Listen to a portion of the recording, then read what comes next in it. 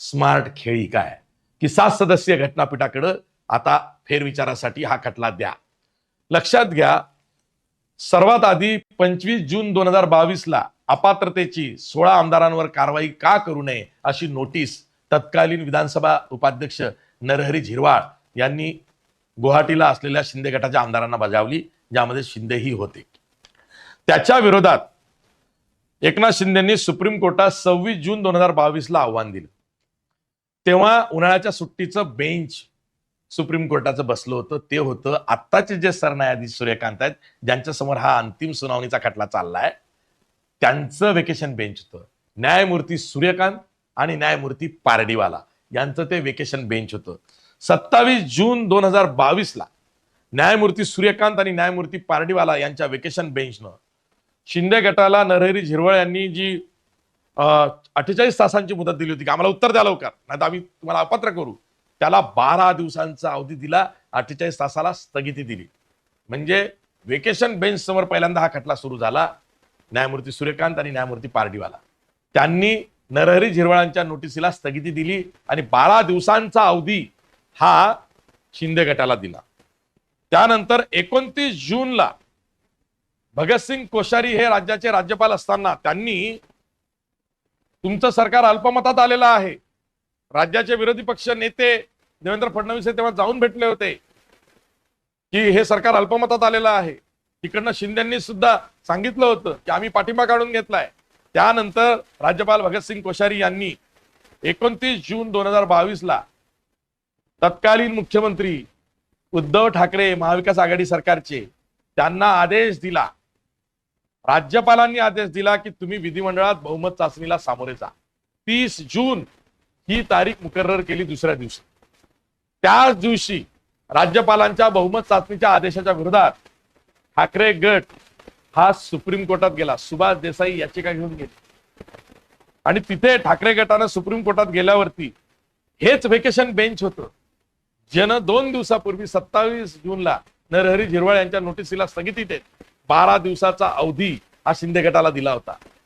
2 दिवसानंतर याच vacation bench समोर ठाकरे गटाची याचिका आली आणि तिथे मात्र राज्यपालांचा जो आदेश होता बहुमत चाचणीला सामोरं जा, तो वैध ठरवला.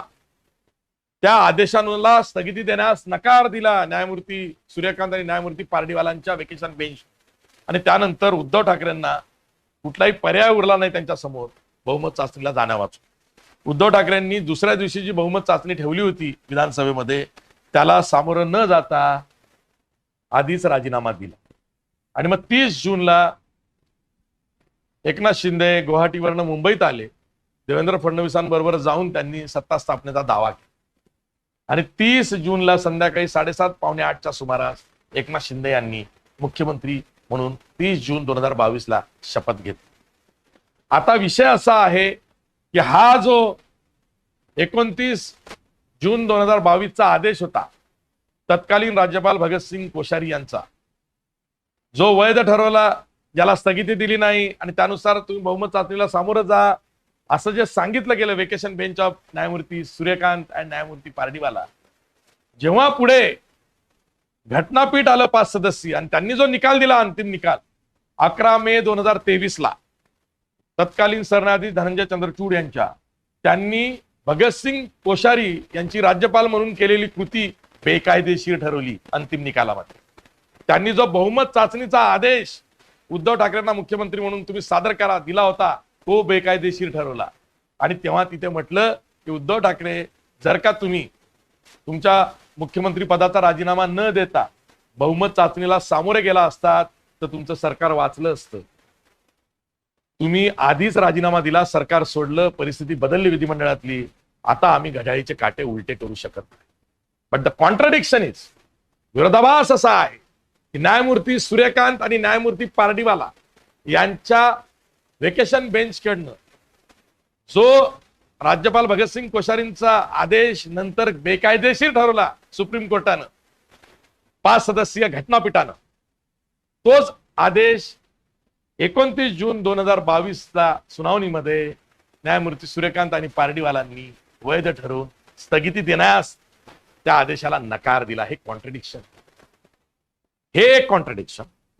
त्याच्यानंतर कपिल सिब्बलांनी आज युक्तिवादात सांगितलं की 11 मे 2023च्या निकालाच्या आधी जो अंतरिम आदेश आला की केंद्रीय निवडणूक आयोगानं पक्ष आणि चिन्हाचा निकाल द्यावा, तुम्ही द्या निकाल, आम्ही खटला पुढे ठेवतो.